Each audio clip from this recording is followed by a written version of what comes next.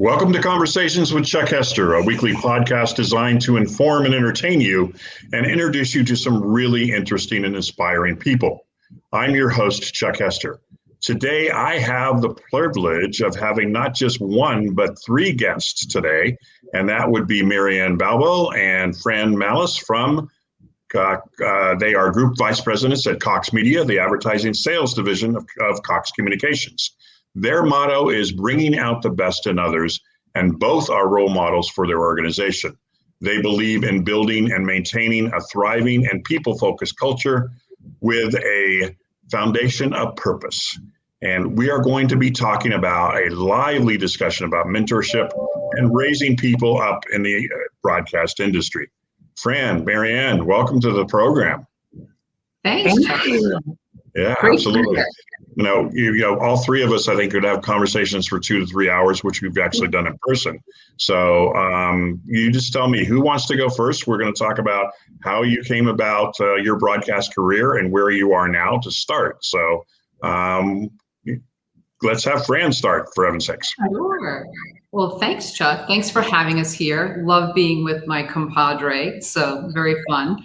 I would say early on, I started out with using internships in college. So it sounds probably pretty funny because that was a long time ago, but very quickly having the opportunity to do 3 or 4 different internships really helped me figure out what I might want to do when I grew up. And it was all kinds of things from doing PR at a hospital to getting the bug as a marketing intern at a local TV station in Phoenix.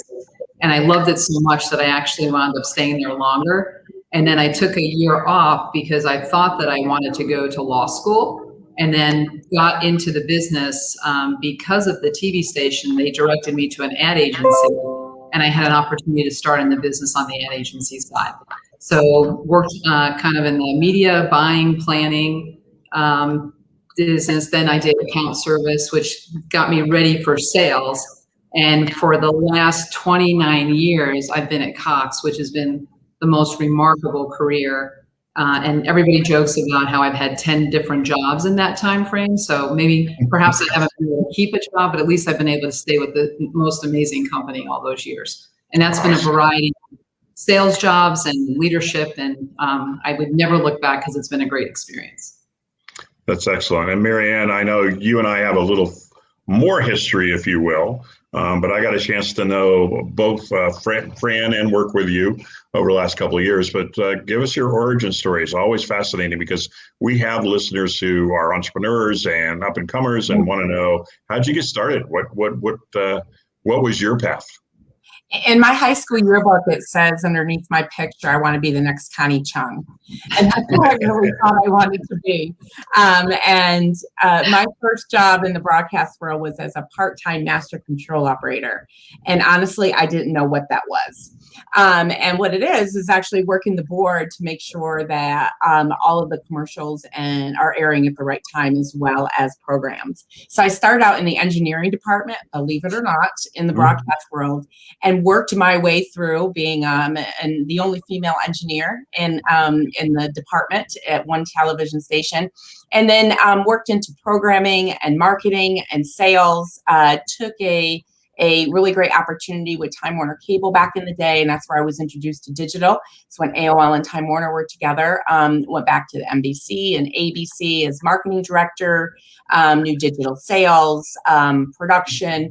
So really have worked my way through an entire television station, newspaper organization, as well as cable company. So my path has been very much a zigzag. And I decided at some point that I didn't want to be Connie Chung. I wanted to be Connie Chung's boss. And then I wanted to be a general manager of a television station, which I was pretty much discouraged my entire career that would be able to happen for a variety of reasons, mostly because of my path, because I hadn't been straight sales or straight news, but also because of just being a woman, and it's very difficult and challenging to find that role in the marketplace. I thought maybe I might get there before I retire. That's my goal. I was very fortunate to be able to take on that role at 42. And so once I reached that goal and was able to have some success there, I knew that that goal was actually too small. And I was looking for bigger. And the opportunity with Cox came along, and it aligned with my values and my focus on culture and people. And it was the right fit. And I realized that this was true. And that's how I got here today. That's awesome. And, my listeners have a tendency to skew towards Raleigh, North Carolina. So, Maryann, that's one area where, that's honestly where you and I met the first time, and you were in that market for a while. Yes. So, I was there for 15 years in Raleigh. My son was born there. I was married there. So that's like home to me. Yeah, and absolutely. Don't underestimate where we both come from. We both come from New York. So, upstate New York girls. Upstate New York girls. There you go. Absolutely. Born and raised. There you go. And we believe. Don't ever stop believing. That's exactly right. And don't set your goals too small. Who would have thought a general manager of a TV station would have been too small as a goal? And honestly, let's talk about that for a second, Maryann. We'll go off into several tangents as we always do when we get together. But one of the things that you said is, I was expecting to, by the time I retire, to make that goal. Maybe. And yet, maybe. And yet by 42, you've already there. So I think the lesson there is, never shoot too short, if you will, to be able to do that. And I know for a fact, and this is a softball, guys. So I know as you mentor and as Fran mentors and Cox has that mentorship program, it's like you guys can basically do anything you want. It doesn't matter. So as far as that goes, so maybe that's a good transition for us. Let's talk a little bit about Cox and Cox Media, because I've had a chance to. I actually did some LinkedIn presentations a couple of years ago in your station, and actually I call it the American Idol moment, where I was beamed across the country into several different markets within Cox, which I thought was really awesome. And Fran, we'll get to this, but I use Fran as the example of how to do LinkedIn and did some work with her on the makeover side anyway. But talk to us about. True. And made over. Thank goodness for Chuck. Well, honestly, Fran, you were an easy person to work with, and what you do now with LinkedIn, which we'll get into a little later, it's really fascinating to see. But let's talk a little bit about. Okay, that's a better view, right, guys? There we go. I'm new to broadcasting. What can I say? So talk to us about the Cox programs and how people focused culture. What does that look like? Sure. I can start, if you don't mind. Sure. Yeah, culture is really the secret sauce to Cox, and it's one of the reasons that I'm here, as well as because of Fran, who actually was part of the process of when I came on board. The Cox culture is very people-focused and very purpose-oriented, and it very much aligned with my personal values of having a focus on people and their growth, as well as really empowering people. In fact, our why statement for Cox as a whole is empowering people today to build a better future for the next generation. And those aren't just words. That's what we live by. That's our litmus test. So everything that we do is very purposeful to make sure that we're aligning with that culture that is people focused, as well as making the world a better place. And as we look at our markets and our individual teams, we're focused on that all the way down to the front lines of our organization. And you really have to start there with understanding your individual purpose and your individual why. And then how does that contribute to the organization and to your team as a whole? How are you living that every day? Because it's not what we provide. It's not what we sell, whether it's a product or service. It's why we do what we do. And that really is the foundation of our culture, and being focused on that as really the, I would say, the driver of the success. And it's what makes Cox so very, very special. Yeah, I would add, just it's such a special place because of the people. And we always say it's all about the people. Yes. And that people first culture is so important. You can't really do anything else. So we believe that everybody has positive intentions, and when everybody does that, everything falls into place. And that includes not only internally, but that obviously extends out to our external customers. But it's really hard to get great strategy and execution right when you don't have amazing people in place to get it done. And being able to be part of that environment and creating that. And we have kind of a fun little zoo, and we say be giraffe-like, which is sticking your neck out when you take risks and you have confidence that you can see the horizon and have a vision. Those are just some of the fun ways that we like to, have great dialogue with one another in a very safe environment, like elephants in the room and things like that. But when you have fun with it and you really have people believing that you're really, truly, you care about everyone because you want their personal growth and their professional growth to happen. It to Maryann's point, it's not words on a table or on a chair or anywhere in the building. It's truly how you live it and how you believe in it. And it is absolutely magical. Yeah, it's that foundation of trust. And Fran does this really great thing in meetings. She brings stuffed animals, literally. I've had a chance to actually experience that. I believe when I was in Wichita, we went into the conference room and there's this big stuffed elephant in the side. And I was like, okay, this is cool. I spent a day and a half with the Cox Media team and had a ball doing it. And they treated me, like a visiting politician, if you will. But the cool thing too was getting a chance to see Maryann's office, and the open door policy is a cliche sometimes, but you do that. There's no as far as that goes. So, and Chuck, the customer voice is so important. And again, if we can't learn from our customers, and we spend so much time talking about our internal customers, they have to have a voice to be able to tell us what's really happening and the pulse of the business. And that way we can then bring that into, obviously solving for our customers' needs and things like that too. So it all works together. Absolutely.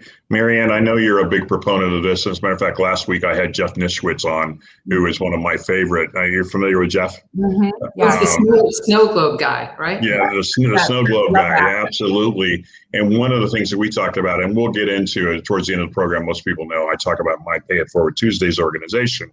And one of the things we talked about when we do consulting, and I know you do this, Maryann, is what I call two-way mentorship. So, I mentor, by the time we're done with Pay It Forward Tuesdays, it'll be 16 different organizations and people we talk to. And I get as much out of the mentorship from them as I do from this. So talk a little bit about that philosophy, if you would, on, I call it reverse mentorship to a certain extent, but, or leading up, if you will. But how does that work in your organization? What does that look like? Yeah, that's definitely a focus within our organization of not just mentoring others, but also being mentored.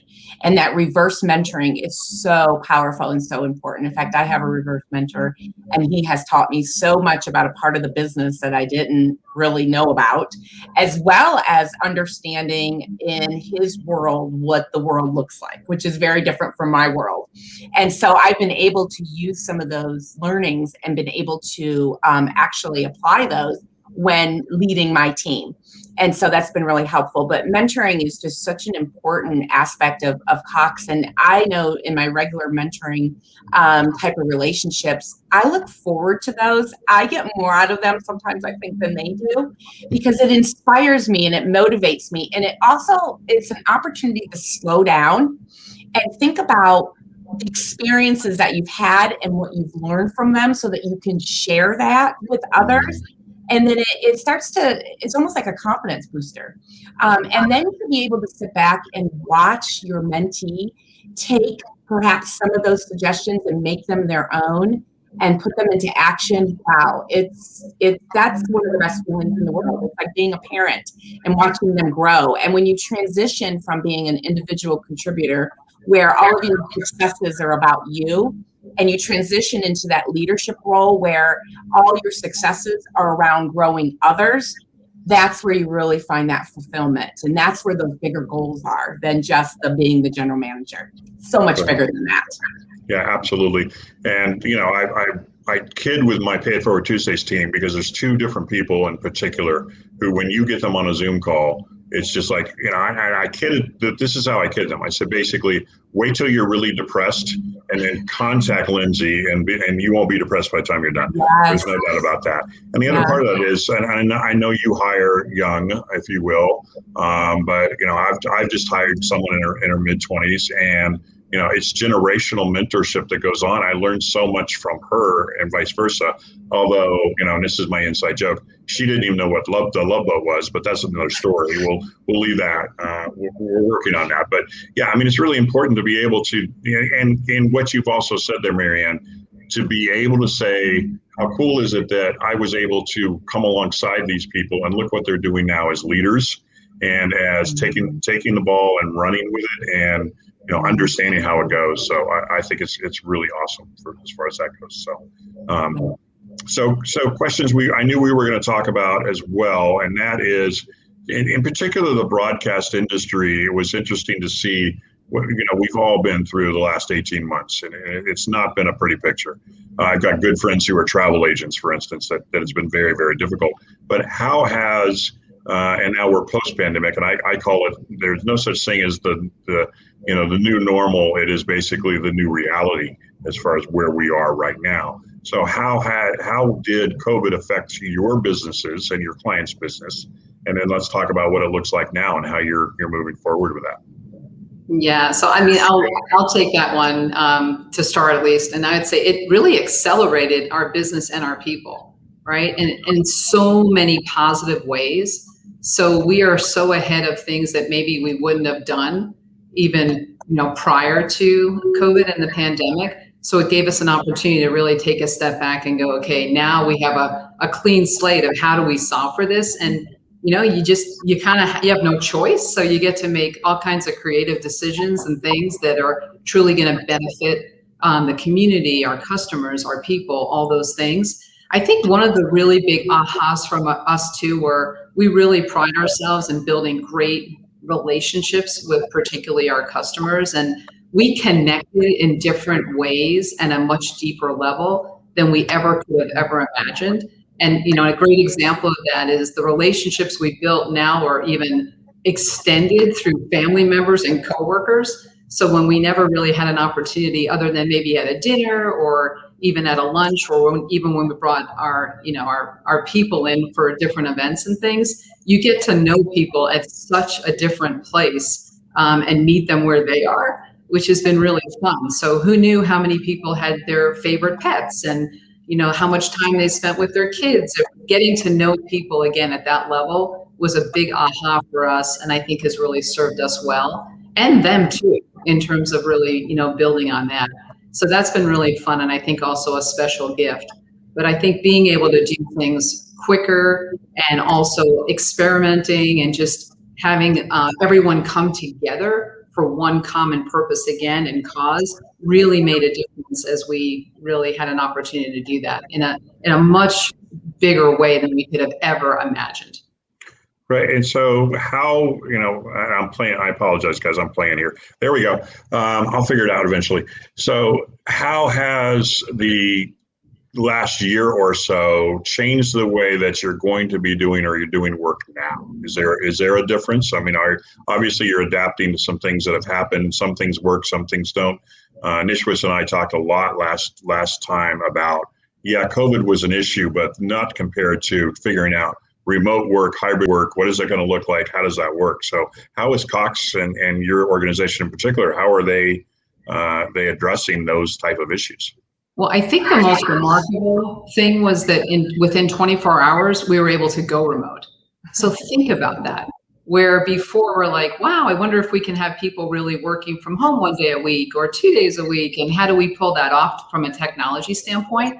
But our teams and the ability for the people who, do that and come to work every day to figure that out in 24 hours. And now I think our biggest challenge is how do we not snap back to the way it was? Mm-hmm. So how do we offer that flexibility, and particularly from a recruitment standpoint, how do we retain our employees? I think we do that obviously by being able to offer the things that we have had the flexibility to do. And it probably goes into, some type of hybrid where you still have, particularly in a sales and marketing organization, you love to see people live and you want to spend time with them, but you also want to be able to have that flexibility of people that have a long commute and being able to give options for that. So we think it's, again, more of a hybrid situation that allows us to be very competitive, particularly from a recruitment and also retaining our very best talent. which is very, very important to us. So I think it's making sure we remind ourselves of everything that happened and don't go back to the way it was, but then take all of the goodness that we got from all the learnings and make sure that we do move those forward and continue to work in that environment too. Yeah. Yeah. I would just add, what seemed impossible before is now possible. And when we think of our staff, Fran and I have 10 markets across the country that we have the privilege of leading. And, geography has always been a limitation or a challenge. And in this virtual environment, we've been able to really level the playing field where geography hasn't been a limitation anymore, because it doesn't matter where you sit. And we have seen a lot of collaboration and cross-functional teams really working together. And in this environment, we've overperformed. And we've developed deeper relationships internally and been able to recognize talent and that perhaps we didn't know we're even in the market. So it's really helped us to move the business forward and make that impossible actually possible. And when we think of the future, Fran and I talk about we have many mantras. One of ours is gray is okay, because there's not a one size fits all. We know it's some type of hybrid relationship in the future. And we are going to be open to hearing, our people and what their preferences are, what works for our business and what works for our people. That's the beauty of our culture, right? And so we've got to get comfortable with gray being okay. And it hasn't always been like that in the broadcast world. But this is not a snapback, and this isn't a new normal. It's just reality of where the world is today. And we were going to get there. We just got that nice little shove with COVID. And within 24 hours, we were, like Fran said, we were able to conduct business. We thought that was impossible. And just like that. And how do our customers want us to interact with them now, right? Do they want us coming to their location, or do they want to go meet us somewhere? Or again, where do they want us to be in terms of what's going to make them as happy and as productive as well? But, the days of, sitting in traffic and, not being able to listen to the voice again of the customer because we're so focused on that, we really have to listen to what those needs are so that we can make sure that we're really accommodating that and hopefully, bring success to everyone involved because of it. Yeah, well, let's talk about your customers a little bit. I mean, I know local market broadcast and, it's car dealers, it's auto repair shops, it's whatever it may be. How are they adjusting, and what are you seeing from your customers as far as adjustments that's going on with the new reality, if you will? Go ahead, Fran. You can start, Fran.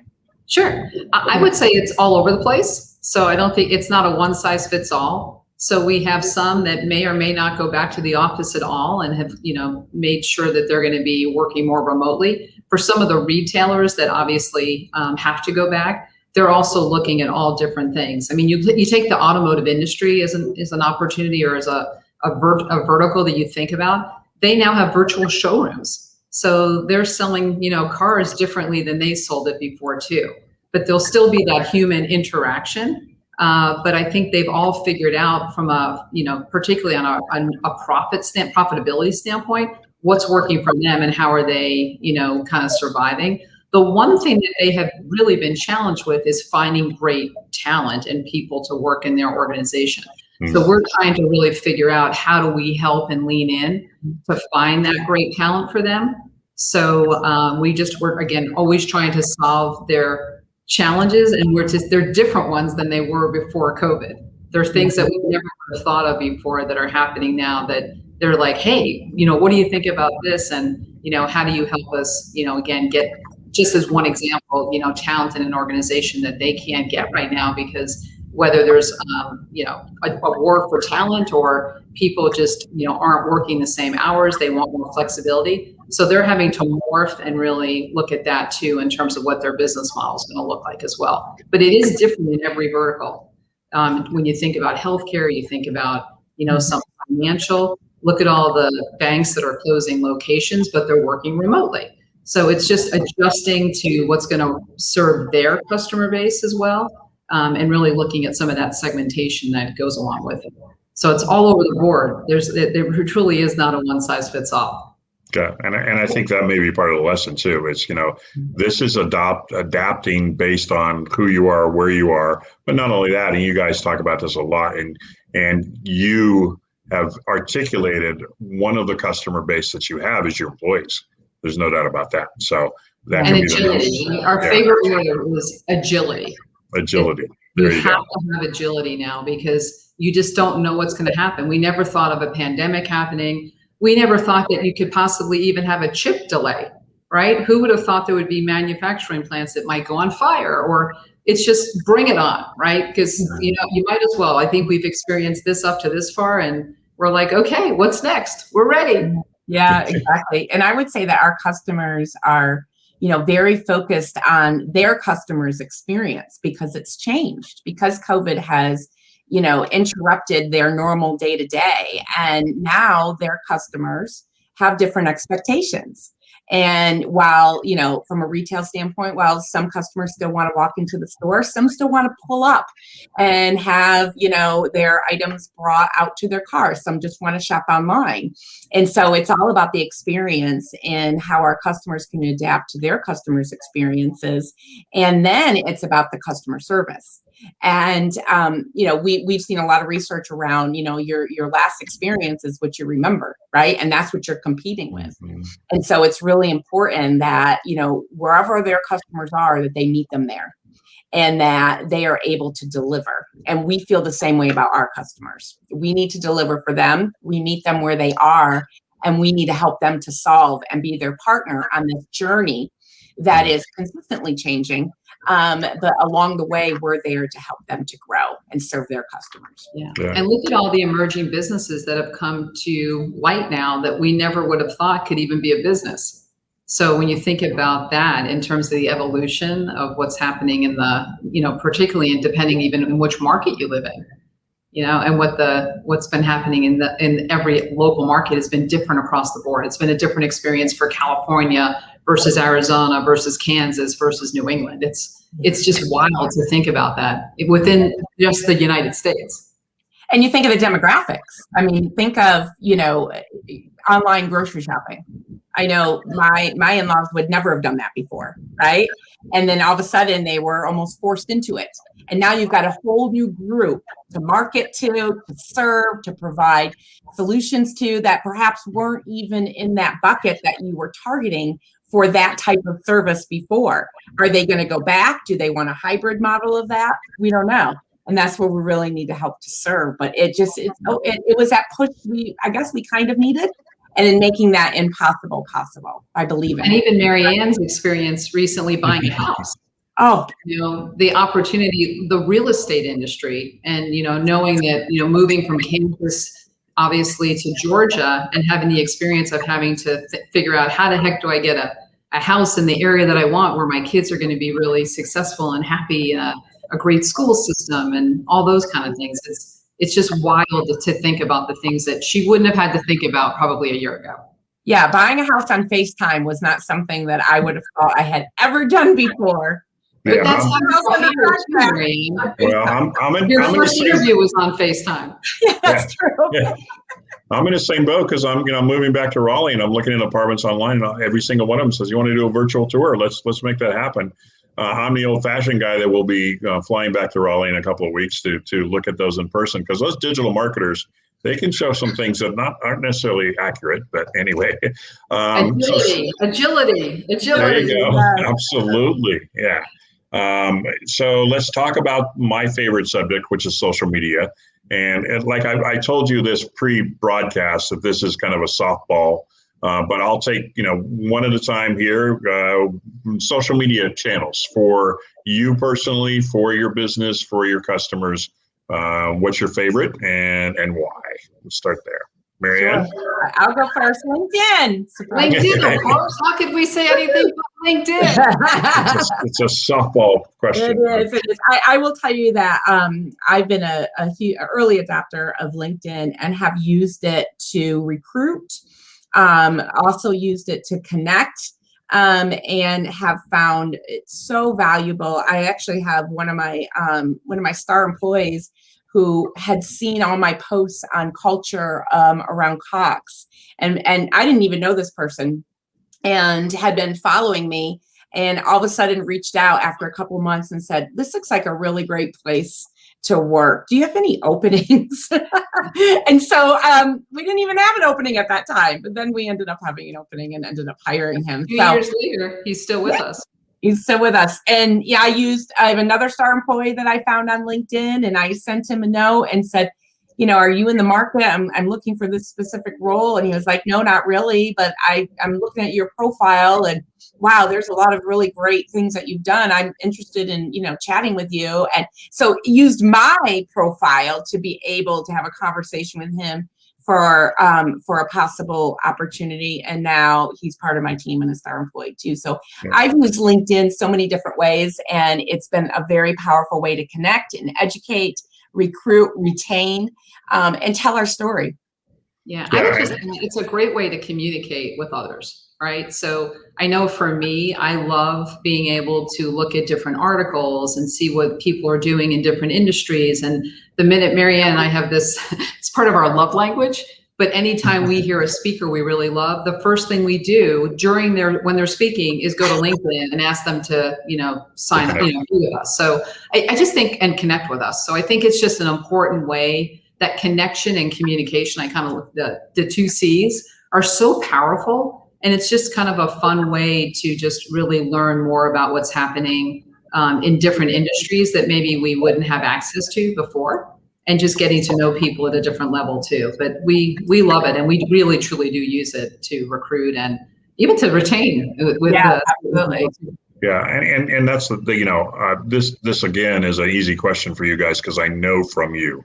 If people want to get a hold of you, LinkedIn may be the best way to do that and connect and say, hey, I use it, and you've probably heard it from one of my speeches. It was a case of connect with me on LinkedIn. All you got to do is say, Chuck, your presentation rocks. So all they got to do is say, hey, Fran, hey, Maryann, you were great on Chuck's podcast, and that'll take care of it to be able to do that. So no, I think we'll share really what we think is cool. You talked about reverse mentoring, and we're very much involved with interns in our organization. And I think we had 10 or 11 just start recently with us again for our summer program. And immediately, I think 9 or 8, Maryann, keep me honest here, immediately linked in with us after we had an opportunity just to talk to them and welcome them to the organization.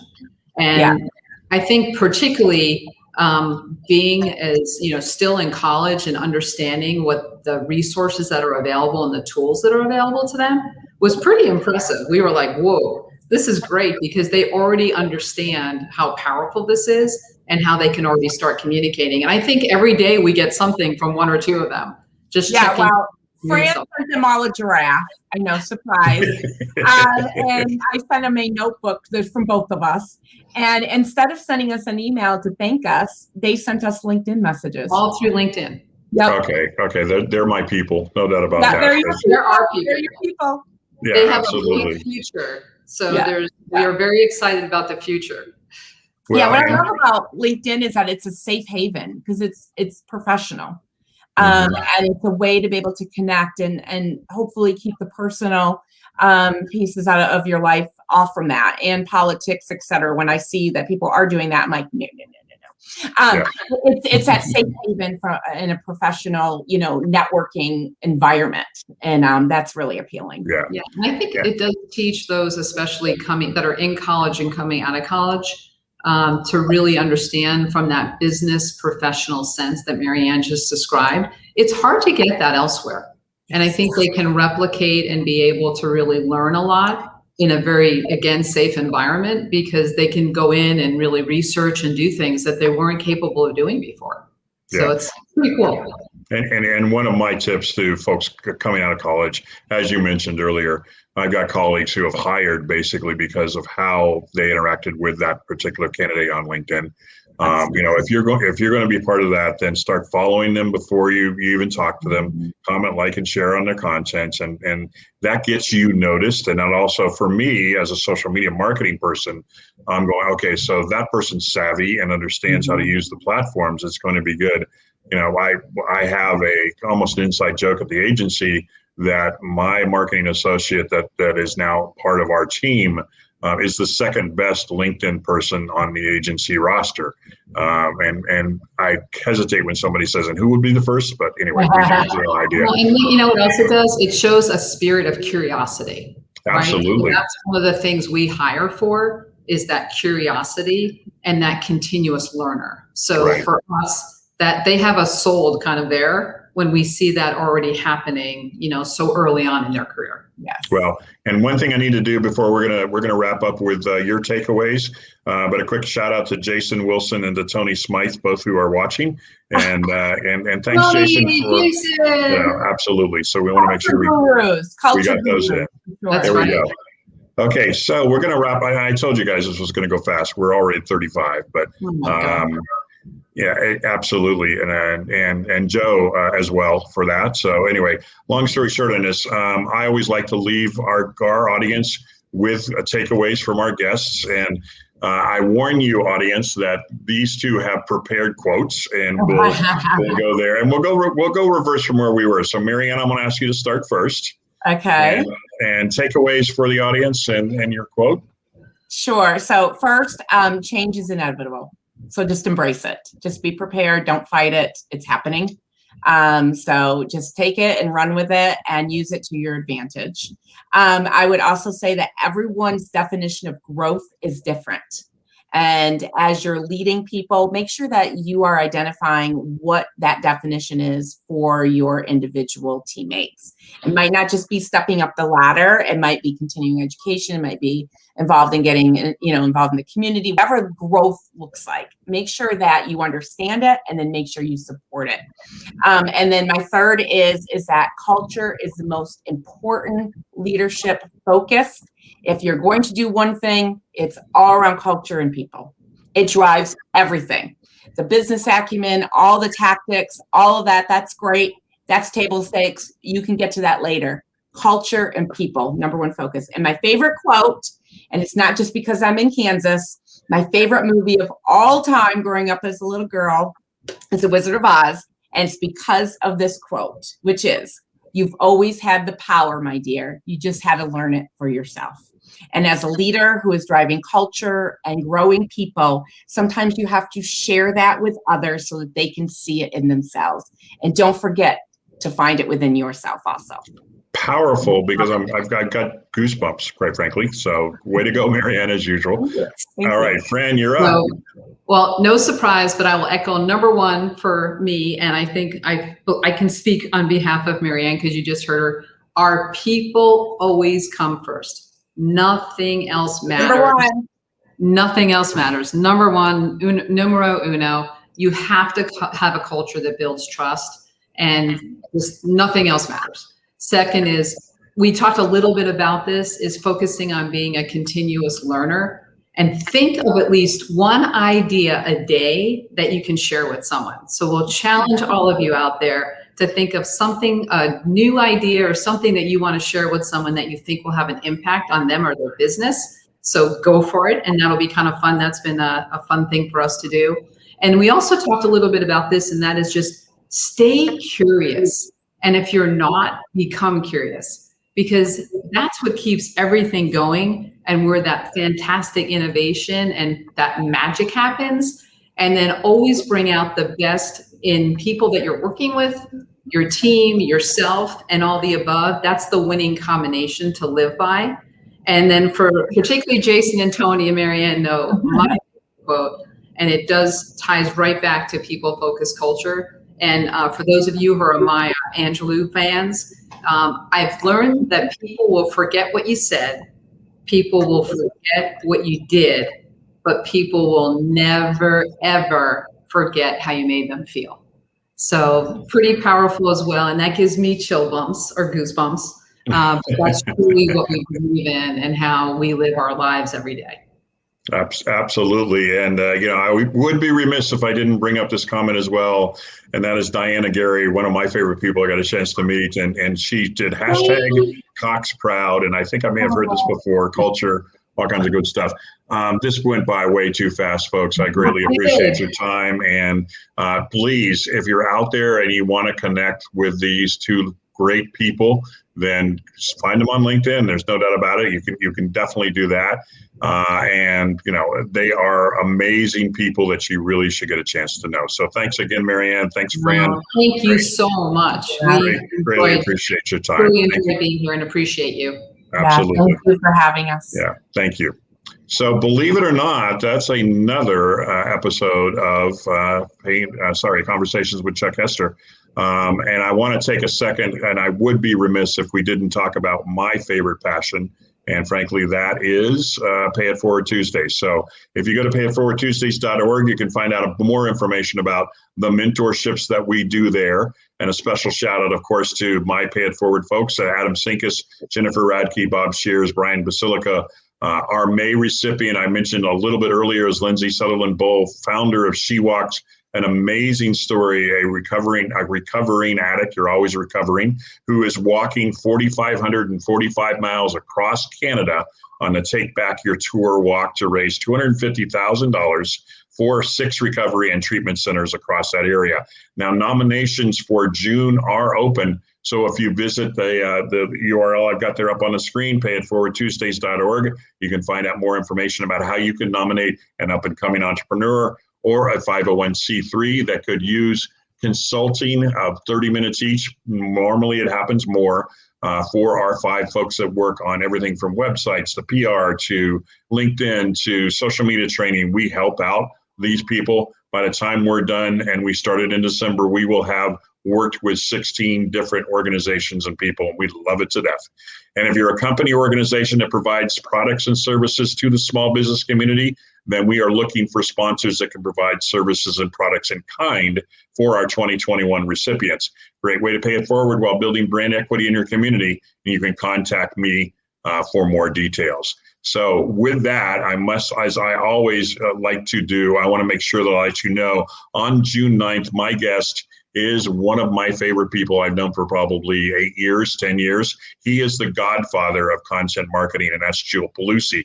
Joe is the founder of the Content Marketing Institute and author of the bestseller Content Inc., which is now in a 2nd edition.